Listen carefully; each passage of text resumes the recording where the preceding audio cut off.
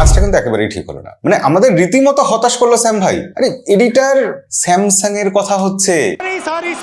Samsung Galaxy S25 series launch হতে চলেছে আগামী বছর 2025 সালে। শুনতে আগামী বছর মনে হচ্ছে, কিন্তু হাতে আছে মাত্র 2 মাস। আর রিসেন্টলি একটা স্ক্রিনশট এসেছে, কোনো লিক টিক নয়, কিন্তু স্ক্রিনশটে দেখা যাচ্ছে যে স্যামসাং এর এই ফোনটা 7ই জানুয়ারি লঞ্চ হতে পারে গ্লোবালি এবং আমাদের এখানে।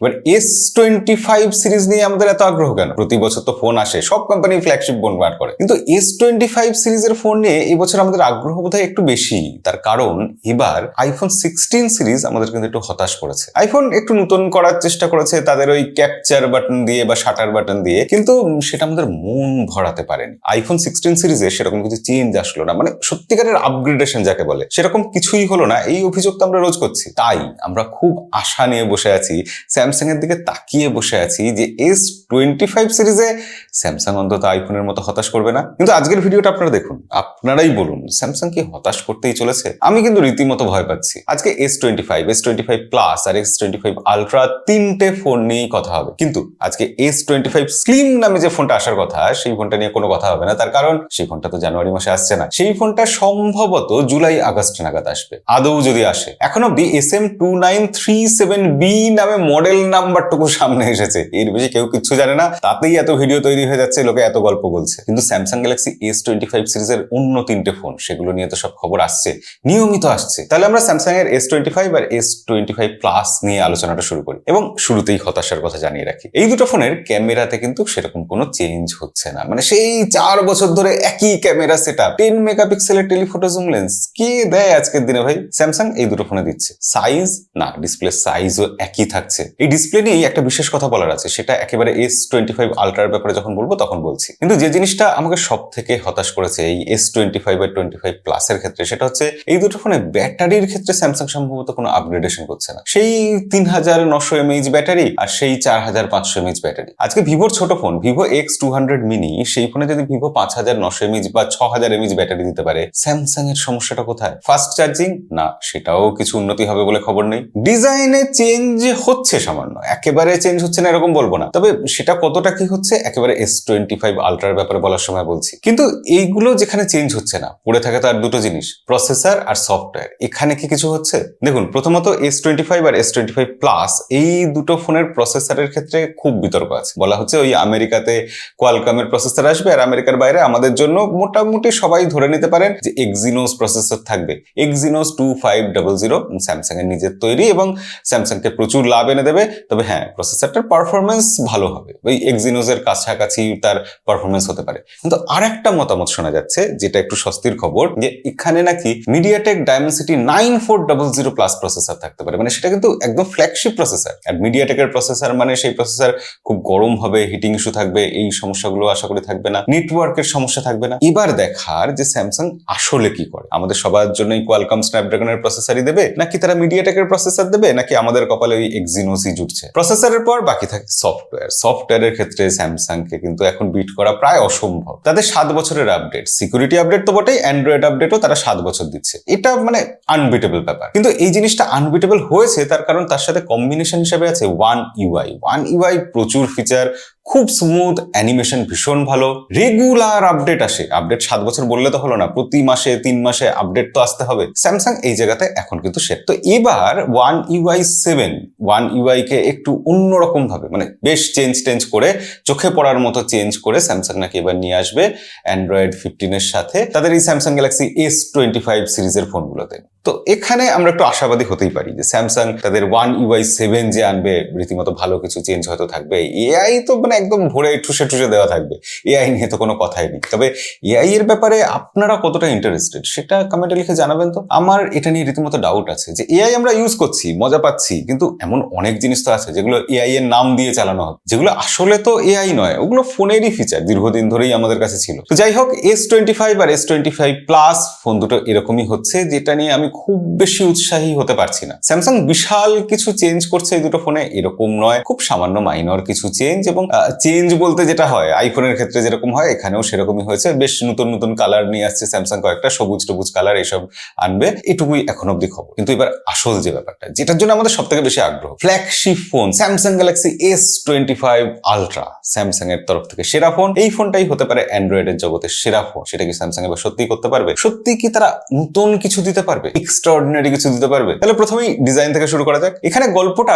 খুব উৎসাহিত হওয়ার মতো না, একটু বরঞ্চ হতাশ হওয়ার মতো। শুরুতেই বললাম না স্যাম ভাই আমাদের বেশ একটু হতাশ করবে মনে হচ্ছে, ব্যাপারটা ওরকমই। S25 আলট্রার ডিজাইন থেকে যদি আমরা শুরু করি, ডিজাইনে কিন্তু এবার চেঞ্জ আসছে। তবে হ্যাঁ, তারা যে ফারারির প্রাক্তন ডিজাইনারকে নিয়ে এসে এবার ডিজাইন করিয়েছে তাদের ফোন, সেই ব্যাপারটা খুব একটা ফোনের মধ্যে রিফ্লেক্ট হচ্ছে না। S25 আলট্রা দেখতে অনেকটা S24 আলট্রার মতোই, সাইজ একই থাকছে, কিন্তু S25 আলট্রা দেখতে অনেকটা আইফোন 16 প্রো ম্যাক্স এর মতো।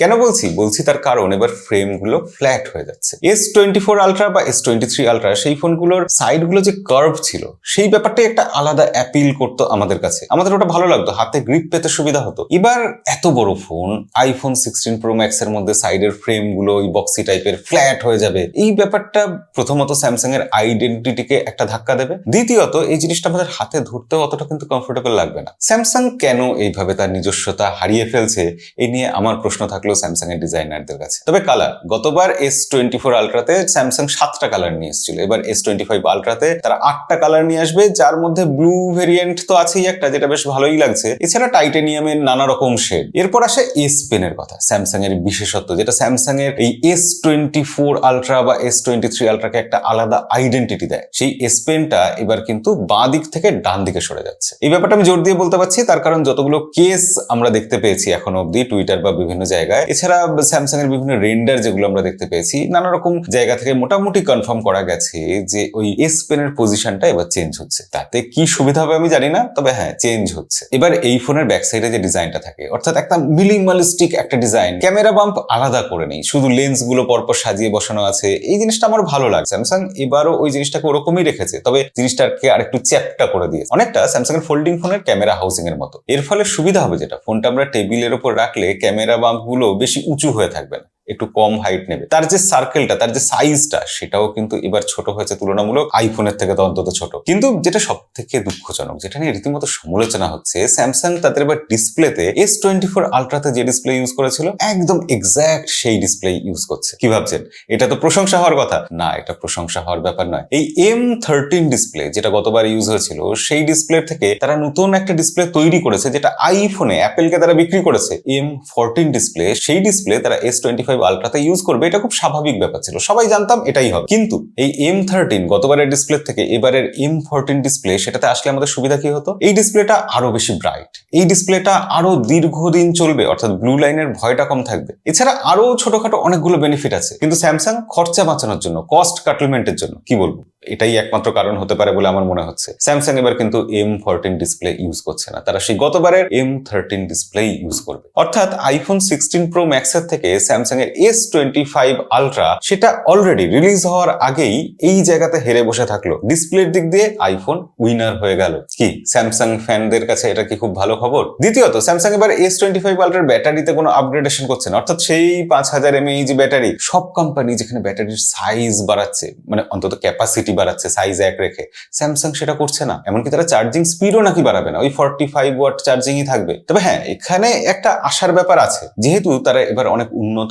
এআই ইউজ করবে, কোয়ালকম স্ন্যাপড্রাগনের এবার লেটেস্ট প্রসেসরটা ইউজ করবে, তাই ফোনের ব্যাটারি ব্যাকআপটা কিন্তু বেড়ে যাবে আগের থেকে। কতটা বাড়বে সেটা আমরা রিয়েল লাইফে টেস্ট করে দেখবো। ফোন যখন আসবে অবশ্যই আমরা ভিডিও বানাবো, তার জন্য সেসব দেখার জন্য আমাদের একটু সাবস্ক্রাইব করে রাখবেন। এই ফাঁকে একটু বলে নিলাম আর কি। যাই হোক, এবার আসল প্রসঙ্গে আবার ফিরে আসি। তো ব্যাটারি ব্যাকআপ বাড়বে, কতটা বাড়বে সেটা দেখতে হবে। কিন্তু স্যামসাং এর এই যে প্রসেসর এবার কি দেওয়া হচ্ছে, সেটা নিয়ে কোনো সন্দেহ থাকছে না।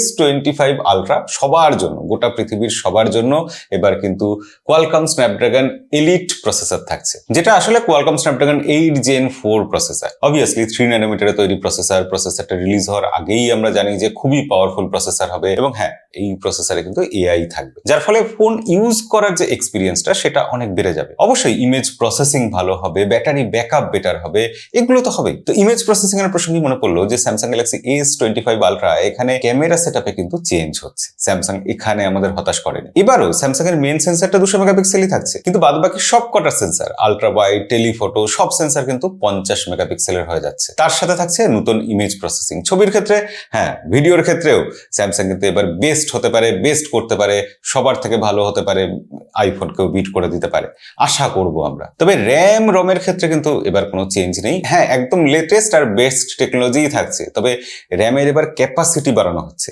S25 আলট্রাতে র্যাম কিন্তু বেড়ে হচ্ছে 16 জিবি। কেন? তার কারণ এআই থাকছে। এআই এর কাজ করার জন্য আলাদা করে ডেডিকেটেড র্যাম দেওয়া হবে। আর স্টোরেজ কিন্তু এবার ওই 256 থেকে শুরু হয়ে একেবারে 1 টেরাবাইট অব্দি আমরা পাবো। আর অবভিয়াসলি এই ফোনেও থাকছে One UI এবং One UI এর মধ্যে প্রচুর ফিচার, প্রচুর এআই এবং প্রচুর আপডেট। এরপর যে ছোটখাটো ডিটেলস গুলো থাকে, অর্থাৎ স্পিকার কেমন হবে, সেখানে কিছু আপগ্রেডেশন হবে কিনা, ভাইব্রেশন মোটর যেটা সেটা কিরকম ভাবে স্যামসাং এবার ইমপ্লিমেন্ট করবে, IP68 রেটিংই থাকবে নাকি আরো বেশি কিছু আমরা পাবো, গরিলা গ্লাস ভিক্টাস 2 বা Victus plus, gorilla glass Victus armour, কি প্রোটেকশন দেওয়া হবে ডিসপ্লের মধ্যে, নয়েজ ক্যান্সেলেশন মাইক দুটো থাকবে না 3টে থাকবে নাকি 5টা হয়ে যাবে, সেগুলো খুব একটা ইম্পর্টেন্ট ব্যাপার নয়। সেগুলো ফোন হাতে পাওয়ার পর রিভিউ করার জন্যই তোলা থাক। কিন্তু এখনো অবধি স্যামসাং এর S25 সিরিজ সম্পর্কে আমি যা বললাম তাতে আপনার কতটা এক্সাইটেড লাগলো কমেন্টে লিখে জানাবেন। S25 সিরিজের জন্য আপনারা সবাই খুব আগ্রহ নিয়ে অপেক্ষা করছেন, আমি জানি। ফোন কিনুন বা না কিনুন, জানার জন্য অপেক্ষা করছেন। এটাই তো টেকসাই গাই ফ্যামিলির বৈশিষ্ট্য। তো সেই আপনারা টেকসাভি লোকেরা কি মনে করেন, স্যামসাং কি এবার সত্যি খুব বিশাল কিছু আপগ্রেডেশন করছে না, নাকি এরকমটাই হওয়া উচিত? 1 বছরের মধ্যে ফোনে এর থেকে বেশি কিছু জাম্প দেখতে পাওয়ার কথা নয় আমাদের। আপনি কি খুশি হলেন না হতাশ হলেন স্যামসাং S25 সিরিজ সম্পর্কে জানতে পেরে? অবশ্যই কমেন্টে লিখে জানাবেন। ভিডিও ভালো লাগলে লাইক করতে ভুলবেন না। দেখা হবে পরের ভিডিওতে। আজকের মতো বিদায়।